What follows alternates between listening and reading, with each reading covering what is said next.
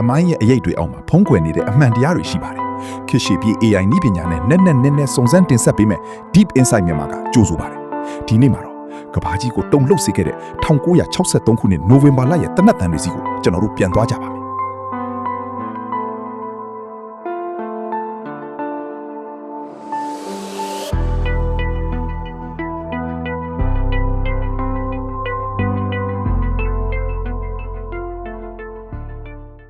1963ခုနှစ်နိုဝင်ဘာလ22ရက် Texas ပြည်နယ် Dallas မြို့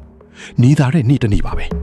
American သမ္မတ John F. Kennedy နဲ့သမ္မတကတော့ Jacqueline တို့ဟာခေါင်းမူးဖွင့်ကားကြီးနဲ့မြို့ထဲကိုလှည့်လည်လာခဲ့ပါတယ်။လမ်းဘေးဝီယာမှာပြုံးရွှင်နေတဲ့လူအုပ်ကြီးကသမ္မတကိုဝိုင်းဝန်းနှုတ်ဆက်နေကြပါတယ်။ဘယ်သူမှမထင်မှတ်ထားတဲ့အရာကတော့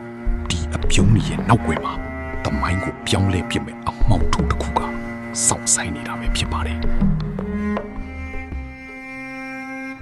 မွန်တက်ဆန်နာရီခွဲဝင်ချင်းသမ္မတရဲ့မော်တော်ယာဉ်တန်းဟာ Dealey Plaza လို့ခေါ်တဲ့နေရာကိုဝင်ရောက်လာပြီး Texas ကျောင်းသုံးစာအုပ်ကူတောင် Texas School Book Depository ရှေ့ကနေဖြည်းဖြည်းချင်းဖြတ်မောင်းလာခဲ့ပါတယ်။အဲ့ဒီအချိန်မှာပဲထိုင်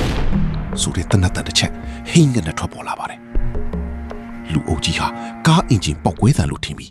ခဏတာငြိမ်ချသွားခဲ့ပါတယ်။ဒါပေမဲ့အဲ့ဒါဟာအစပဲရှိပါသေးတယ်။တစ်စက္ကန့်နှစ်စက္ကန့်ဒုတိယတနတ်တစ်ချက်ထပ်ထွက်လာပြီးသမ္မတကန်နဒီရဲ့လေဘင်းကိုထိမှန်သွားခဲ့ပါတယ်။သူဟာသူ့လေဘင်းကိုကင်ပြီးရှေ့ကိုရိုင်ကျသွားခဲ့ပါတယ်။သမ္မတကတော့ Jacqueline ကအိုးဖယားကြီးသူတို့ဂျုံကိုတတ်လိုက်ပြီလို့အော်ဟစ်နေတော့မှာပဲတတိယမြောင်နဲ့နောက်ဆုံးတနတ်ထွက်ပေါ်လာပါတယ်။ဒီတစ်ချက်ကတော့သမ္မတရဲ့ဥကောင်းကိုတဲ့ထိမှန်သွားခဲ့တာပါပဲ။သွေးတွေနဲ့အုံနောက်အစိပ်ပိုင်းတွေဟာကားနောက်ဖုံးပေါ်ကိုလွင့်ဆင်းသွားခဲ့ပါတယ်။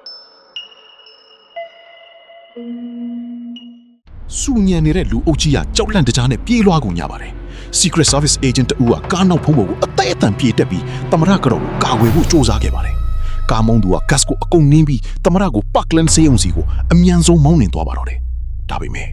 အားလုံးနောက်ကျသွားပါပြီ။ American ရဲ့လူချစ်လူခင်အများဆုံးသမ္မတဟာဒီကနေ့မှာပဲလူကြမ်းခံလိုက်ရပါပြီ။ဒါဟာတာမန်လူတတ်သမားတူရဲ့လက်ချက်လား။ဒါမှမဟုတ်ပိုပြီးနဲ့ရှိုင်းတဲ့အစီအစဉ်တကူသမ္မတကိုလုတ်ချန်ပြီးမိနစ်ပိုင်းအကြာမှာပဲတက်ဆက်ကျောင်းသုံးစာအုပ်ကိုတောင်ကနေအမျိုးသားတဦးဟာအေးစစ်စစ်ပဲထွက်ခွာသွားခဲ့ပါတယ်။အဲ့ဒီနောက်မကြခင်မှာပဲရဲအရာရှိတဦးအသက်ခံရတဲ့တရင်ထပ်ထွက်လာပြန်ပါတယ်။မြို့ထဲမှာဝယုံတုံးကားဖြစ်နေတော့မှရဲတပ်ဖွဲ့ဝင်ကြီးဟာတက်ဆက်ရုပ်ရှင်ရုံတွေကိုစီးနှင်းဝင်ရောက်ပြီးတန်နေရရှိသူလီဟာဗီအော့စ်ဝဲလ်ကိုဖမ်းဆီးလိုက်နေပါတယ်ရဲစခန်းရဲ့မှောင်မဲတဲ့အခန်းထဲမှာ Oswell ကိုနာရီပေါင်းများစွာစစ်ဆေးမေးမြန်းခဲ့ပါတယ်။သူကတော့ကျွန်တော်ဘာမှမလုပ်ခဲ့ဘူး။ကျွန်တော်အတုံးချခံနေရုပ်တယောက်တတ်ပါပဲလို့သတင်းတောက်တွေကိုအော်ဟစ်ပြောဆိုခဲ့ပါတယ်။တကယ်ကိုသူတယောက်တည်းပဲဒီအကြံစီကြီးကိုလှုပ်ခဲ့တာလား။ဒါပေမဲ့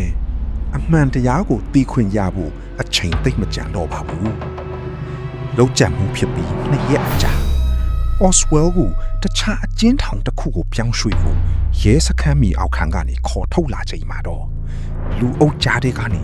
Jack Ruby လို့ခေါ်တဲ့ night club ပိုင်ရှင်တူဟာ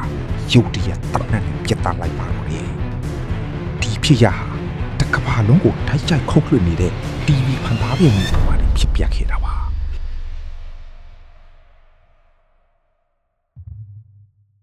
အဓိကတန်တရားရှိသူတေဆုံးသွားတာကြောင့်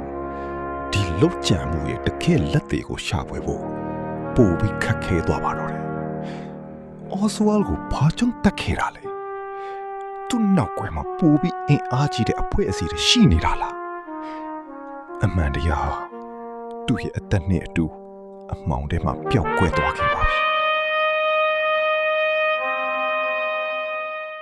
အစိုးရရဲ့ဝါရင်းကော်မရှင်ကOswell ဟာကြည်စံ3ချက်ပဲပြစ်ခဲ့တယ်လို့ဆိုပါတယ်။ဒါပေမဲ့ကြည်စံတစ်ချက်ထဲကသမ္မတရဲ့လေဘင်းကိုဖောက်ထွက်ပြီးရှေ့မှာထိုင်နေတဲ့ Texas အုပ်ချုပ်ရေးမှူးကိုနယ်လီရဲ့ကိုခန္ဓာ9နေရာကိုထိမှန်ခဲ့တယ်ဆိုတဲ့ Magic Bullet Theory ဟာသိပ္ပံနည်းကျယုတိမရှိဘူးလို့လူအများကယူဆကြပါတယ်။ဒါဟာတခြားနေရာကနေပြစ်လိုက်တဲ့ဒုတိယသနတ်သမားတစ်ယောက်ရှိနေတယ်ဆိုတဲ့အထောက်အထားလား။ မြင့်မြင့်တက်တဲ့အများအပြားတနတ်တန်ဟာစာအုပ်ကိုတောင်းကားတယ်မကပဲကားလမ်းဘေးကမြက်ခင်းပြင်ကုန်းလီစီကပါထွက်ပေါ်လာတယ်လို့ထွက်ဆိုခဲ့ကြပါတယ်စာပူတာရုပ်ရှင်မှတ်တမ်းမှာလဲသမရရဲ့ဥကောင်းဟာနှုတ်ဖက်ကိုလွင့်စင်သွားတာကြောင့်ကြည်စံဟာရှိတဲ့တဲ့ကနေလာတာလို့ကျွမ်းကျင်သူတွေကတန်တရားဖြစ်နေကြပါတယ်ဒါဆိုရင်ဒုတိယတနတ်သမားကဘာတူလဲအဲ့ဒီချင်းကသမရကန်နဒီဟာစစ်အေးတိုက်ပွဲကိုရပ်တန့်ဖို့ကြိုးစားနေတယ်လို့ CIA အဖွဲ့ကြီးကိုလည်းအပိုင်းပိုင်းအဆဆခွဲပစ်မယ်လို့ချိန်ချောက်ခဲ့ပါတယ်ဒါကြောင့်ပဲ CIA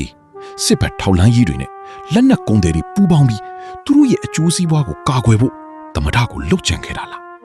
Oswald ဟာသူတို့ရဲ့အတုံးချခံအမာခံနေရုပ် Patsy တူတတ်ပဲလားနောက်ထပ်ထင်ရှားတဲ့ theory တစ်ခုကတော့ Mafia တွေပါပဲသမထရဲ့ညီ Robert Kennedy က Roswell ဂိုင်းတွေကိုအပြင်းအထန်နှိမ်နင်းခဲ့တာကြောင့် Mafia တွေဟာ Kennedy ညီအကိုတွေကိုလက်စားချေဖို့ကြံစည်ခဲ့ကြတာပါ Oswald ကိုတတ်ခဲ့တဲ့ Jack Ruby ဟာလည်း Mafia ဂိုင်းတွေနဲ့အဆက်အသွယ်ရှိနေတာကဒီ theory ကိုပိုပြီးခိုင်မာစေခဲ့ပါတယ် JFK လှုပ်ကြံခံရပြီးနောက်နှစ်ပေါင်းအနည်းငယ်အတွင်းမှာပဲဒီအမှုနဲ့ပတ်သက်တဲ့မျက်မြင်သက်သေတွေနဲ့စုံစမ်းစစ်ဆေးသူ90ထက်မနည်းဟာထူးဆန်းတဲ့အကြောင်းရင်းတွေနဲ့တဦးပြီးတဦးတိတ်ဆုံးခဲ့ကြပါတယ်အချို့ကကားအက်ဆီဒန့်အချို့ကတော့တတ်သိသွားကြတယ်လို့ဆိုပေမဲ့အဲ့ဒီတိတ်ဆုံးမှုတွေရဲ့အချိန်ကိုက်ဖြစ်ရတဲ့ဟာမတော်တဆထက်ပိုနေပါတယ်ဒါသေးလွန်စက်တွေကိုလိုက်လံနှုတ်ပိတ်နေတာလားဥပမာအဖြစ် Oswald ကိုတတ်ခဲ့တဲ့ Jack Ruby ဟာအချင်းတောင်ထဲမှာပဲကန်ဆာရောဂါနဲ့ယူတရက်တိတ်ဆုံးသွားခဲ့ပါတယ်သူကတော့သူ့ကိုအစိတ်ခတ်ခဲ့တာလို့တေဂာနီမှာပြောဆိုသွားခဲ့ပါတယ်ဒါအပြင်ဒုတိယတနတ်သမားကိုမြင်ခဲ့တယ်လို့ဆိုတဲ့လီဘောင်းဝါးစာလဲကားတိုက်မှုနဲ့တိတ်ဆုံးခဲ့တယ်လို့တခြားအရေးကြီးတဲ့သက်သေတွေလည်းအမှုအမှန်ကိုဖွင့်မပြောနိုင်ခင်မှာပဲပျောက်ကွယ်သွားခဲ့ကြပါတယ်အစိုးရဟာဒီအမှုနဲ့ပတ်သက်တဲ့မှတ်တမ်းပေါင်းထောင်ချီကိုအမျိုးသားလုံခြုံရေးအကြောင်းပြချက်နဲ့ဆယ်စုနှစ်ပေါင်းများစွာလျှို့ဝှက်ထားခဲ့ပါတယ်လူများကမေးခွန်းထုတ်နေတာကတော့အကယ်၍ Oswald တယောက်တည်းကပဲဒီအမှုကိုကျူးလွန်ခဲ့တာဆိုရင်ဘာကြောင့်ဒီမှတ်တမ်းတွေကိုအခုထိအကုန်လုံးချမပြနိုင်သေးတာလဲဆိုတဲ့အချက်ပါပဲသူတို့ဖုံးကွယ်ထားတဲ့အမှန်တရားကဘလောက်တောင်ကြောက်စရာကောင်းနေလို့လဲနှစ်ပေါင်း60ကျော်သွားပြီမဲ့ JFK လောက်ကျန်မှုဟာအမေရိကန်သမိုင်းမှာအနက်ရှိုင်းဆုံးဒဏ်ရာတစ်ခုဖြစ်နေစေပါသူဟာအာနာဆက်ကြီးကိုဆန့်ကျင်ခဲ့လို့ဖယ်ရှားခံလိုက်ရတာလားအမှန်တရားကတော့မှတ်တမ်းတွေထဲမှာအိပ်ပျော်နေစေဖြစ်ပါတယ်မိတ်ဆွေတို့ကရောဒီလောက်ကျန်မှုရဲ့နောက်ွယ်မှာဘသူရှိတယ်လို့ထင်ပါတယ်လေကွန်မန့်မှာဆွေးနွေးပေးခဲ့ပါဦးနော်ဒီဖြစ်ရဲ့နောက်ွယ်မှာဘသူတွေတကယ်ရှိနေခဲ့တာလဲအခုသင်မြင်တွေ့ခဲ့ရတဲ့မြင်ကွင်းတွေနဲ့ဇာတ်လမ်းတွေအားလုံးဟာ AI နည်းပညာကိုအသုံးပြုပြီးကျွန်တော်တို့ဖန်တီးထားတာဖြစ်ပါတယ်ဒီလိုမျိုးစိတ်ဝင်စားဖွယ်ရာသမိုင်းဝင်ပဟေလိတွေကို AI ရဲ့ရုပ်ရှင်ဆန်တဲ့တင်ဆက်မှုတွေနဲ့ဆက်လက်ကြည့်ရှုဖို့ Deep Insight မြန်မာကို Subscribe လုပ်ထားလိုက်ပါနောက်ထပ်လျှို့ဝှက်ချက်တစ်ခုမှပြန်တွေ့ကြတာ